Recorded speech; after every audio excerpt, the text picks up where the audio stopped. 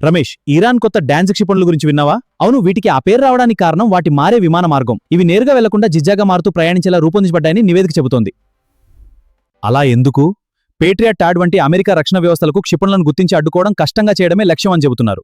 అంటే క్షిపణిని అడ్డుకోవడానికి అమెరికా మరిన్ని ఇంటర్సెప్టర్లను ఉపయోగించాల్సి వస్తుందా? అవును, కానీ ఆ రక్షణ క్షిపణులు చాలా ఖరీదైనవి. ఇరాన్ పెద్ద సంఖ్యలో బాలిస్టిక్ క్షిపణులను ప్రయోగిస్తే అమెరికా రక్షణ ఆయుధాల నిల్వలపై ఒత్తిడి పెరగవచ్చు. ఇరాన్ క్షిపణులను వేగంగా తయారు చేయగలమని కూడా చెబుతోందా? అవును, ఉపయోగిస్తున్న దానికంటే వేగంగా కొత్త క్షిపణులను తయారు చేయగలమని ఇరాన్ పేర్కొంటోంది. అదెలా సాధ్యం? వాళ్ళ టెక్నాలజీ చాలా అభివృద్ధి చెందింది. అప్పుడు ఇది కేవలం క్షిపణుల యుద్ధం కాదు కదా? ఖచ్చితంగా కాదు. ఇది ఎవరు ఎక్కువ కాలం తమ ఆయుధాలను, డబ్బును, సరఫరాలను కొనసాగించగలరనే పోటీ కూడా. అంటే భవిష్యత్ యుద్ధాల్లో బలమైన ఆయుధాలతో పాటు వాటిని నిరంతరం తయారు చేయగల సామర్థ్యం కూడా చాలా ముఖ్యం.